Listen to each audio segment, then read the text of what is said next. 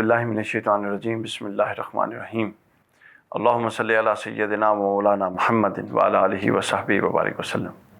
السلام علیکم خواتین و حضرات، میں ہوں علی وقار قادری اور اے بی انٹرٹینمنٹ کے بچوں کے تربیت اصلاحی پروگرام تعلیم القرآن کے ساتھ میں حاضر ہوں، اور میرے ساتھ میری ٹیم، ہمارے پیارے پیارے بچے بھی حاضر ہیں۔ ہم سورہ النبا کا باقاعدہ مطالعہ کا آغاز کر چکے ہیں، اور آپ کو معلوم ہے کہ ہمارے پروگرام کے 2 حصے ہیں۔ پہلے حصے میں ہم براہ راست قرآن مجید کی افہام و تفہیم اور اس کے معنی و معارف کو سمجھنے کی بات کرتے ہیں، اور پروگرام کے دوسرے حصے میں ہم بچوں کے لیے ایک تربیتی اور اصلاحی موضوع لاتے ہیں۔ تو سورہ النبا کے حوالے سے پچھلے پروگرام میں ہم اس کی پہلی 5 آیات کا مطالعہ کر چکے ہیں، اور اس سے آگے ہم آج اس کا آغاز کرتے ہیں انشاءاللہ۔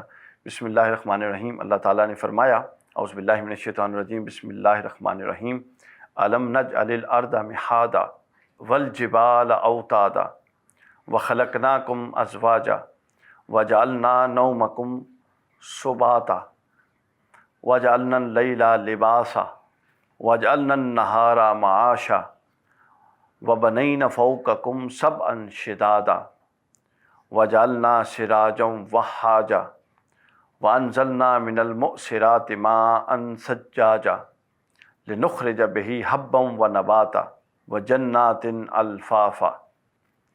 خواتین و حضرات اور پیارے بچوں، یہ ہم نے سورہ النبا کی 6 سے لے کر 16 آیتیں، تقریباً 10 آیتیں ہم نے تلاوت کی۔ پہلے پروگرام میں جب اس کا آغاز تھا، میں نے اس کے موضوعات پر بات کی تھی، آپ کو یاد ہوگا، تو میں نے بتایا تھا کہ جو اس کا دوسرا موضوع ہے، وہ دوسرا موضوع ان دلائل پر مبنی ہے جو کفار کو اسلام اور ایمان کی دعوت دلانے کے لیے اللہ تعالیٰ نے دیے۔ یہ وہ دلائل ہیں سارے کے سارے جو اللہ تعالیٰ نے بیان فرمائے۔ اب آپ اپنا پس منظر ذرا واضح رکھیں کہ ایک قوم ہے، ایک شخص ہے، کئی افراد ہیں جو آخرت کو نہیں مانتے، جن کا کلیم یہ ہے، جن کا دعویٰ بچوں پتہ کیا ہے؟ ان کا دعویٰ یہ ہے کہ کوئی آخرت نہیں، مرنے کے بعد کوئی زندگی نہیں، سب کچھ مٹی ہو جانا ہے، سب کچھ ریزہ ریزہ ہو جانا ہے، ہڈیاں مٹی میں مل جانی ہیں، پھر کس چیز کی زندگی؟ یہ دعویٰ کرنے والی قوم کو اللہ تعالیٰ جو دلائل دے رہے ہیں منوانے کے لیے کہ نہیں تم غلط کہتے ہو، وہ کہتے ہیں کہ ہم کیسے غلط ہیں۔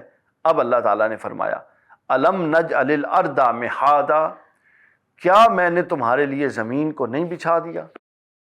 سائنٹیفکلی اگر آپ دیکھیں تو زمین بچھی ہوئی تھوڑی ہے، زمین تو اللہ نے اپنی قوت سے بچھائی، اور پھر جو پہاڑ ہیں وہ میخوں کی طرح، جس طرح کیل نہیں ٹھونکتے، آپ نے دیوار میں ایک سینری لٹکانی ہو تو کیا کرتے ہیں؟ سینری رکھ کے اس کے اوپر کیل ٹھوک دیتے ہیں، اس سے کیا ہوتا ہے؟ وہ فکس ہو جاتی ہے، گرتی نہیں ہے۔ تو اللہ تعالیٰ نے یہ جو پہاڑ تھا، زمین تھی، یہ متزلزل تھی، اللہ تعالیٰ نے جب اس کو تخلیق فرمایا، یہ حرکت میں تھی، ہر وقت حرکت میں رہنے والی تھی، اللہ کے رعب سے حرکت میں تھی۔ لیکن کیا ہوا؟ اللہ تعالیٰ نے اس کے مختلف کونوں میں اور مختلف جگہوں پہ، پوری دنیا میں دیکھیں زمین پر کتنے پہاڑ ہیں، گنے نہیں جا سکتے، ان کو جا کے میخوں کو گاڑ دیا، پہاڑوں کو کیل کی طرح زمین میں ٹھونک دیا۔ اس سے کیا ہوا؟ زمین ساکن ہو گئی، زمین متحرک نہ رہی۔ اب زمین کیا ہے؟ رک گئی ہے۔ اب زمین اس طرح سے نہیں، یعنی رکنے سے مراد یہ ہے کہ اب زمین اس قابل اللہ تعالیٰ نے کر دی کہ ہم زمین پر چل سکیں، پھر سکیں، سفر کر سکیں، رہ سکیں۔ یہ سب کچھ ان سب کے قابل اللہ نے زمین کو بنایا۔ پھر فرمایا والجبال اوتادا، اور پہاڑوں کو میخوں کی طرح اس کے اندر ٹھونک دیا، جس طرح کہ ہم نے اس کا بیان کیا۔ اس کے بعد وخلقناکم ازواجا، پھر اللہ نے اپنی ایک اور نشانی، اپنی نشانی اللہ بتا رہا ہے۔ اللہ نے فرمایا کیا میں تمہیں جوڑے نہیں بنائے میں نے، جس سے آگے نسلیں چلتی ہیں، جس سے آگے دنیا چلتی ہے۔ حضرت آدم دنیا میں پہلے انسان کون تھے بتائیں؟ حضرت آدم علیہ السلام۔ حضرت آدم علیہ السلام کی بیوی کا، ان کی زوجہ کا کیا نام تھا؟ حضرت حوا۔ حضرت حوا علیہ السلام، ٹھیک ہو گیا۔ اب حضرت آدم، حضرت حوا، اگر حضرت آدم ہوتے، ٹھیک ہے، حضرت آدم اکیلے تھے، فوت ہو جاتے۔ حضرت آدم کے ساتھ جب حضرت حوا آئیں تو پھر کیا ہوا؟ ماں اور باپ کے ملنے سے بچے پیدا ہوئے، ٹھیک ہے، آگے پھر نسلیں چلیں۔ تو اس کو اللہ نے اپنی نشانی کے طور پہ بیان کیا ہے۔ اسی طرح جانوروں میں بھی یہی، اسی طرح پودوں میں بھی یہی۔ اللہ تعالیٰ نے فرمایا کہ یہ میری بہت بڑی نشانی ہے کہ میں نے 2 مختلف جنسوں کو پیدا کیا۔ پھر اللہ تعالیٰ نے فرمایا وَجَعَلْنَا نَوْمَكُمْ سُبَاتًا، اور میں نے تمہارے لیے نیند کو باعث سکون بنایا۔ اللہ کی نشانی دیکھ لیں، اللہ فرماتا ہے کہ اے کفار جو میری باتوں کا انکار کرتے ہو وہ بھی سنو، اور جو مجھے مانتے ہو وہ بھی سنو، اور اپنے ایمان کو اور تازہ کرو۔ جب تم تھک جاتے ہو سارا دن کی محنت کر کے، رزق حلال کما کے، تھک جاتے ہو کام کر کر کے، اور آ کے جب بستر پہ، بیڈ پہ، چارپائی پہ لیٹتے ہو، اور صبح جب اٹھتے ہو تو وہ کون ہے جو تمہیں تھکا ہوا سلاتا ہے اور بالکل تازہ دم اٹھاتا ہے؟ وہ اللہ ہے۔ یہ اللہ نے اپنی نشانی کے طور پہ بیان کیا، یعنی اللہ کے علاوہ کسی میں یہ طاقت نہیں۔ ہم جیسے سوئے ہم ویسے ہی اٹھتے، لیکن ہم جب اٹھتے ہیں تو ہم تازہ دم ہوتے ہیں۔ تو اللہ تعالیٰ نے ہمارے وجود کے اندر وہ صلاحیت رکھ دی کہ اگر اس کو تھوڑی دیر آرام دیا جائے تو وہ پھر سے تازہ دم ہو جاتا ہے۔ آگے فرمایا وَجَعَلْنَا اللَّيْلَ لِبَاسًا، اور رات کو پردہ پوش بنایا، آرام کے لیے بنایا، یعنی چھپ، اب دیکھیں نا دن میں سب باہر آ جاتی ہیں اور رات میں سب کیا ہے؟ اندر چلے جاتے ہیں، چھپ جاتے ہیں۔ تو رات کو لباس بنایا، پردہ پوش بنایا تاکہ سب آرام کریں۔ وَجَعَلْنَا النَّهَارَ مَعَاشًا، اور دن کو معاش کا وقت بنایا۔ معاش کس کو کہتے ہیں؟ رزق حلال کمانے کو۔ دن کو اللہ کہتا ہے کہ اٹھو، جاؤ محنت کرو، پڑھو، اسکول میں جاؤ، اپنا ہوم ورک کرو، کام کرو، جاب کرو، بزنس کرو، رزق حلال کماؤ دن میں۔ اور رات میں اللہ کہتا ہے کیا کرو؟ اپنے بنیادی فرض ادا کر کے، نمازیں پڑھ کے پھر آرام کرو۔ اللہ نے رات آرام کے لیے بنائی، سکون کے لیے بنائی، اور دن کو کام کے لیے بنایا۔ اللہ کہتا ہے کہ کیا یہ میری نشانی نہیں ہے کہ میں نے تمہیں اسی 24 گھنٹے کے اندر کام کا وقت بھی دے دیا اور اسی 24 گھنٹے کے اندر آرام کا وقت بھی دے دیا۔ اس کے بعد آگے فرمایا اگلی نشانی، اللہ فرماتا ہے وَبَنَيْنَا فَوْقَكُمْ سَبْعًا شِدَادًا، کیا تمہارے اوپر 7 مضبوط آسمان نہیں کھڑے ہوئے؟ یعنی ہم تو ایک آسمان کو دیکھتے ہیں، پھر اس کے اوپر دوسرا، پھر تیسرا، پھر چوتھا، پھر 5واں، پھر 6واں، پھر 7واں، پھر اس کے اوپر اللہ تعالیٰ کا عرش۔ 7 آسمان بنائے۔ اللہ فرماتا ہے کہ وہ کون ہے جس نے تمہارے اوپر، یہ ایک آسمان تم تو دیکھتے ہو اور تم شرق سے غرب تک پوری دنیا کا سفر کر لو کہ آسمان کا کے نیچے کوئی ستون موجود نہیں ہے جس پر یہ کھڑا ہے، اللہ کی قدرت سے کھڑا ہے، اللہ کے حکم سے کھڑا ہے۔ تو اللہ فرماتا ہے کہ کون ہے جس نے 7 آسمانوں کو قائم رکھا ہوا ہے؟ تو لوگ کہتے ہیں کہ باری تعالیٰ تو ہے۔ آگے فرمایا وَجَعَلْنَا سِرَاجًا وَهَّاجًا، اور کون ہے جس نے سورج کو چمکتا ہوا اور حرارت دینے والا بنایا ہے؟ سورج روشنی بھی دیتا ہے نا، اور گرمی حرارت بھی دیتا ہے۔ اس حرارت سے پودے پلتے ہیں، سبزیاں پھل اگتے ہیں۔ وَأَنزَلْنَا مِنَ الْمُعْصِرَاتِ مَاءً ثَجَّاجًا، اور اللہ فرماتا ہے کون ہے جو بادلوں سے لگاتار بارش برساتا رہتا ہے اور اسی کے ذریعے سے زمین پھر روزی اگلتی ہے، غلہ اگلتی ہے، سبزیاں اگلتی ہیں۔ لِنُخْرِجَ بِهِ حَبًّا وَنَبَاتًا وَجَنَّاتٍ أَلْفَافًا، اور سبز باغ، گھنے باغ، خوبصورت باغ پیدا ہوتے ہیں، پھل اور سبزیاں پیدا ہوتی ہیں۔ اللہ نے فرمایا کہ یہ سب کچھ کون کرتا ہے؟ سب کی عقل دنگ ہوئی اور سب نے کہا کہ باری تعالیٰ تو کرتا ہے۔ تو اللہ نے فرمایا کہ اگر میں یہ سب کچھ کر سکتا ہوں، یعنی اگر میں زمین کو بچھا سکتا ہوں، اگر میں زمین پر پہاڑوں کو میخوں کی طرح گاڑ سکتا ہوں، اگر میں جوڑے بنا سکتا ہوں، اگر میں رات کو سکون دے سکتا ہوں، اگر میں دن کو رزق کے لیے بنا سکتا ہوں، اگر میں 7 آسمانوں کو حکم دے کے روک سکتا ہوں اور ٹھہرا سکتا ہوں، اگر میں سورج کو، اتنی پاورفل طاقتور سورج کو قائم دائم رکھ سکتا ہوں، اگر میں آسمان سے پانی نازل کر سکتا ہوں اور زمین سے رزق اگا سکتا ہوں، تو کیا یہ سب کچھ کرنے پر تو میں قادر ہوں؟ اور یہ وہ چیزیں جو تم دن رات دیکھتے ہو تمہارے سامنے ہو رہی ہیں، سورج تمہارے سامنے چڑھتا ہے، فصلیں تمہارے سامنے اگتی ہیں، ٹھیک ہے، دریا تمہارے سامنے بہتے ہیں، پہاڑ تمہارے سامنے ہیں، اگر میں یہ سب کچھ کر سکتا ہوں جو تم دیکھتے ہو، تو پھر یہ کیسے نہیں مانتے کہ مرنے کے بعد میں تمہارے دوبارہ زندہ نہیں کر سکتا؟ لہٰذا اگر قدرت والا رب یہ سب کچھ کر سکتا ہے تو وہ کہتا ہے کہ پھر ان دلائل کی بنیاد پہ یہ مان لو کہ جب تم مرو گے پھر میں تمہیں زندہ بھی کروں گا، تمہارا حساب بھی لوں گا اور تم نے میرے حضور پیش بھی ہونا ہے۔ خواتین و حضرات، آج ہم نے 16 آیات کا مطالعہ مکمل کر لیا۔ اللہ تعالیٰ سے دعا ہے کہ ہمیں بھی، ہمارے بچوں کو بھی اور اگلی نسل کو قرآن مجید کا فہم عطا فرمائے۔ یہاں بریک کا وقت ہے، بریک کے بعد پروگرام کے دوسرے حصے میں آپ سے انشاءاللہ ملاقات ہوتی ہے۔ تعلیم القرآن۔ ویلکم بیک خواتین و حضرات، ہم پروگرام کے دوسرے حصے میں حاضر ہیں، اور آپ کے علم میں ہے کہ پہلے حصے میں قرآن مجید کی آیات بینات کو پڑھا بھی جاتا ہے، سنا بھی جاتا ہے اور اس کے مفہوم کی مختصر وضاحت بھی کی جاتی ہے۔ پروگرام کے دوسرے حصے میں ہم اپنے بچوں کی تربیت اور اصلاح کے لیے ایک نئے موضوع کے ساتھ آتے ہیں، اور آج ہم پیارے بچوں جس موضوع پر بات کریں گے وہ موضوع ہے امانت۔ کیا موضوع ہے؟ امانت۔ ہماری کوشش یہ ہے کہ جتنا سوشل ایٹیکیٹس آف اسلام ہیں، جتنی اسلام کی اخلاقی قدریں ہیں، جتنی انسانی قدریں ہیں، جتنی دینی قدریں ہیں، جو قدریں اسلام سمجھاتا ہے، جن قدروں پر اسلام معاشروں کی بنیادیں رکھتا ہے اور جن قدروں پر اسلام خاندانوں کی بنیادیں رکھتا ہے، ہم ان قدروں کو زندہ کرنے کے لیے کام کریں، ان پر بات کریں، اپنے بچوں کو وہ پڑھائیں اور وہ سکھائیں۔ امانت ایک بڑا وسیع تصور ہے۔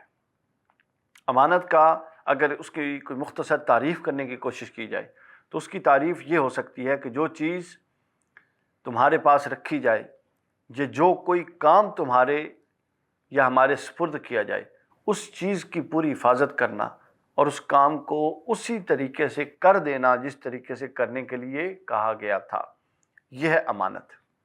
یعنی امانت کو آپ کسی ایک چیز کے ساتھ خاص نہیں کر سکتے، یہ ایک پورا رویہ ہے، یہ ایک پورا ایٹریبیوٹ ہے جو پوری کی پوری زندگی، پورے کے پورے انسان کے وجود پر نافذ ہونے کی ضرورت ہے اس کی۔ یعنی امین ہونا، امانت دار ہونا، یہ بہت بڑی بات ہے۔ آپ کو معلوم ہے کہ عرب معاشرے میں جب کفار حضور نبی اکرم صلی اللہ علیہ وسلم کے مخالف تھے، آپ پر تانہ زنی کرتے تھے، بہت ساری مخالفت کرتے تھے، اسلام کی مخالفت کرتے تھے، مگر اس سب کے باوجود آپ کو معلوم ہے کہ وہ حضور نبی اکرم صلی اللہ علیہ وسلم کو کیا کہہ کر پکارا کرتے تھے؟ صادق اور امین۔ صادق کا مطلب ہوتا ہے سچا، اور امین کا مطلب ہوتا ہے امانت دار۔ کفار کی یہ حالت تھی کہ وہ حضور صلی اللہ علیہ وسلم کے جان کے دشمن تھے، مگر اس کے باوجود جب وہ امانت رکھتے تھے تو اپنے اس جانی دشمن کے پاس آ کے امانت رکھتے تھے، حضور نبی اکرم صلی اللہ علیہ وسلم کے پاس۔ کیوں تھا ایسا؟ ان کو یقین تھا کہ دشمنی اپنی جگہ، ہم ان کی جتنی دشمنی کر لیں، یہ ایسے انصاف پسند اور رسول پسند ہیں کہ یہ دشمنی کے باوجود ہماری امانت میں رائی برابر آگے پیچھے چیز نہیں ہوگی، بلکہ امانت پوری طرح سے محفوظ رہے گی۔ اور یہ ان کا عقیدہ تھا۔ ہمیشہ پوری مکہ کی زندگی کی مخالفت کے دوران کفار کی امانتیں حضور صلی اللہ علیہ وسلم کے پاس رہیں، اور جب حضور صلی اللہ علیہ وسلم مدینہ ہجرت کرنے جا رہے تھے، مدینہ ہجرت کا ارادہ کر دیا، تو جو امانتیں باقی اس وقت آپ کے پاس گھر میں موجود تھیں، آپ نے وہ حضرت علی کے حوالے کی، اور حضرت علی کو فرمایا کہ علی میں مدینے جا رہا ہوں، جس کی یہ امانتیں ہیں سب کے پاس ان کی ڈیٹیلز لکھی ہوئی تھیں، ان کے گھروں میں جا کے یہ امانتیں ان کے سپرد کر کے۔ اور کہا جاتا ہے کہ جو کفار آپ کے گھر کے باہر شب ہجرت کی رات آپ کی جان لینے کے لیے کھڑے تھے، انہیں کی امانتیں اس گھر کے اندر محفوظ پڑی ہوئی تھیں۔ یہ ہوتا ہے بچوں سطح اسلام کی اور ایمان کی اور امانت داری کی، اس کو کہتے ہیں امانت۔ ہمارا پتہ کیا حال ہے؟ ہم کسی سے ایک پینسل بھی اگر امانت کے طور پہ لیتے ہیں نا تو ہم اس کو بھی خراب کر دیتے ہیں۔ ہم کسی سے نوٹ بک لیتے ہیں، اس کو بھی خراب کر دیتے ہیں۔ ہم کسی سے ٹفن کوئی بھی چیز لیتے ہیں، اس کو خراب کر دیتے ہیں۔ یہ امانت داری کے خلاف ہے یہ چیز۔ یہ معمولی بات نہیں ہے کہ بس ہم نے خراب کر دیا تو بس کر دیا، ایسا نہیں ہے۔ خیانت نہیں کرنی، خیانت ہوتی ہے، اس سے ہم گناہگار ہوتے ہیں، اس سے ہماری گرفت ہوگی، ہم پکڑے جائیں گے۔ ابھی فاطمہ نے جو بات بتائی، امانت کے مد مقابل ایک پورا تصور ہے، ٹھیک ہے؟ جس طرح سچ کے مد مقابل کیا ہے؟ جھوٹ۔ اچھائی کے مد مقابل کیا ہے؟ برائی۔ چھوٹے کے مد مقابل کیا ہے؟ بڑا۔ اسی طرح امانت کے مد مقابل جو لفظ ہے جس کو اس کا متضاد کہا جا سکتا ہے وہ ہے خیانت۔ خیانت بھی ایک وسیع تصور ہے۔ خیانت کا مطلب یہ ہوتا ہے کہ آپ کے پاس کوئی چیز رکھوائی جائے اور آپ اس چیز میں کمی بیشی کر دیں اور وہ چیز پوری طریقے سے صحیح سلامت اپنے مالک تک واپس نہ پہنچائیں۔ یا امانت یہ ہوتی ہے، خیانت یہ ہوتی ہے کہ آپ کے ذمہ کوئی کام لگایا جائے، آپ اس کام کی اجرت لے رہے ہیں لیکن آپ اس کام کو کرنے میں ڈنڈی ماریں، 2 نمبری کریں، یہ بھی خیانت ہے۔ خیانت کی، امانت کی بہت ساری صورتیں ہیں۔ ایک چیز تو یہ جو ہم عام سمجھتے ہیں، امانت کسی کے پاس کوئی شے رکھوانا اور واپس اٹھوانا۔ اس کے بعد امانت کی ایک اور صورت ہے، وہ صورت یہ ہے کہ عہدہ و منصب جو ہے اس پر جو بندہ بیٹھا ہے، مثلا اگر کوئی ٹیچر ہے وہ اپنے عہدے کے ساتھ انصاف کرے، ٹھیک ہے؟ اگر کوئی حکمران ہے وہ اپنے عہدے کے ساتھ انصاف کرے، جو جس عہدے پر بیٹھا ہے وہ اس عہدے کی تمام چیزوں کے ساتھ انصاف کرے گا تو کیا ہوگا؟ وہ امین کہلائے گا، ٹھیک ہے۔ اگر وہ تمام چیزوں کے ساتھ انصاف نہیں کرے گا تو وہ امانت دار نہیں ہوگا۔ مسجد میں مولوی صاحب قرآن مجید پڑھاتے ہیں، اگر وہ بھی صحیح نہیں پڑھاتے تو وہ امانت دار نہیں ہے، بے شک وہ قرآن پڑھانے والے ہیں، ٹھیک ہے۔ ایک بزنس مین بزنس کرتا ہے اور پوری دیانتداری سے کرتا ہے تو وہ اللہ کی بارگاہ میں امین ہے، امانت دار ہے۔ اس کے بعد امانت کا ایک اور تصور ہے، اور وہ یہ ہے کہ جاب کے حوالے سے، نوکری کے حوالے سے، ہم جاب کرتے ہیں، ہمارا ٹائم فکس ہوتا ہے کہ ہم نے 8 گھنٹے کام کرنے، 8 گھنٹے کام کے عوض ہمیں تنخواہ ملتی ہے، سیلری ملتی ہے۔ ہم اب کام 6 گھنٹے کریں اور سیلری 8 گھنٹے کی لے رہے ہوں تو اوپر کے 2 گھنٹے کی جو تنخواہ ہے وہ ہمارے لیے جائز نہیں ہے، وہ خیانت کے زمرے میں آئے گی۔ اسی طرح امانت کی ایک اور صورت ہوتی ہے، وہ صورت پتہ ہے کیا ہوتی ہے؟ وہ مجلس ہوتی ہے۔ آپ 4 دوست اکٹھے بیٹھے ہیں، آپس میں باتیں کر رہے ہیں، وہ ساری باتیں امانت ہیں۔ اسلام آپ کو منع کرتا ہے کہ آپ وہاں سے اٹھیں اور وہ باتیں باہر جا کے نہیں بتا سکتے کسی کو، کیونکہ وہ اس مجلس کی امانت ہے۔ حدیث کے لفظ ہیں المجالس بالامانہ، سنن نبی داؤد کی حدیث ہے کہ مجلسوں میں کی ہوئی بات امانت ہے، اور ہم کیا کرتے ہیں؟ ادھر سے بات سنی اور ادھر جا کے کر دی، اسی سے تو معاشرہ برباد ہو رہا ہے۔ ہم اللہ کی بارگاہ میں خائن، خیانت کرنے والے لکھے جائیں گے جب ہم ادھر کی بات ادھر، ادھر کی ادھر کریں گے۔ تو لہٰذا دوسری ایک اور بات، اگر آپ سے کسی نے اپنا راز شیئر کر دیا ہے آپ کو دوست سمجھ کے، یا آپ کو پتہ چل گیا کسی کی کوئی کمزوری کا، تو آپ کا حق کیا بنتا ہے کہ کیا اس کا ڈھنڈورا پیٹیں، سب کو بتائیں؟ ہم تو یہ کرتے ہیں، ہم پتہ چل جائے تو ہم کیا کرتے ہیں؟ اس کو بتائیں، اس کو بتائیں، ادھر بتایا اور خود بڑا بنا پھرا، جی دیکھا مجھے پتہ چل گیا۔ اس سے اللہ تعالیٰ ناراض ہوتے ہیں۔ اللہ تعالیٰ نے کیا حکم دیا؟ اللہ تعالیٰ نے یہ حکم دیا کہ کسی کا کوئی راز آپ کو پتہ چل جائے وہ آپ کے پاس امانت ہے، اور حدیث پاک میں ہے، صحیح بخاری کی حدیث میں ہے، حضور صلی اللہ علیہ وسلم نے فرمایا کہ جو شخص لوگوں کی پردہ پوشی کرے گا، لوگوں کے عیب چھپائے گا، قیامت کے دن اللہ تعالیٰ اس کے عیب چھپائے گا، اس کے گناہ چھپائے گا اور اس کے گناہوں پر پردہ ڈال دے گا۔ جو بندے کا ایک عیب چھپائے گا، اللہ تعالیٰ قیامت کے دن اس کا ایک عیب چھپائے گا۔ جو بندوں کے 10 عیب چھپائے گا، اللہ قیامت کے دن اس کے 10 عیب۔ جو بندوں کے 1000 عیب چھپائے گا، اللہ بھی اس کے 1000 عیب چھپائے گا۔ اور جو عیب واضح ظاہر کرے گا، اس کے پھر عیب ظاہر کیے جائیں گے۔ اب یہ فیصلہ ہم نے خود کرنا ہے کہ ہم نے اپنے عیب ظاہر کروانے ہیں یا چھپوانے ہیں۔ آخری بات جو اس میں ہے وہ ہے مشورہ، وہ بڑا اہم ہے۔ ہم سے کسی نے مشورہ لے لیا، مشورہ بھی امانت ہے۔ مشورہ بھی امانت ہے۔ ہم سے کسی نے مشورہ لے لیا، ٹھیک ہے، ہمیں ہمیشہ اچھا مشورہ دینا چاہیے۔ یہ نہیں دینا چاہیے یار میں نے اچھا مشورہ دیا وہ تو آگے نکل جائے گا، یہ ڈر اپنے اندر سے نکال دیں۔ کوئی اس طرح سے آگے نہیں نکلتا، آگے وہ نکلتا ہے جو اخلاص سے محنت کرتے ہیں۔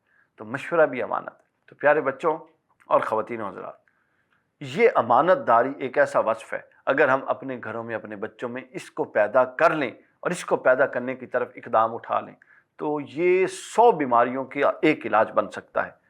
اس سے جھوٹ، بے ایمانی، بہت ساری چیزوں سے بچوں کو محفوظ کیا جا سکتا ہے۔ اللہ تعالیٰ سے دعا ہے کہ ہمیں صحیح اسلامی قدروں پر زندگی گزارنے کی توفیق عطا فرمائے۔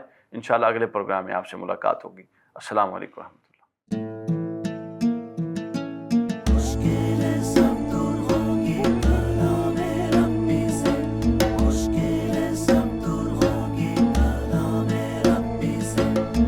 تا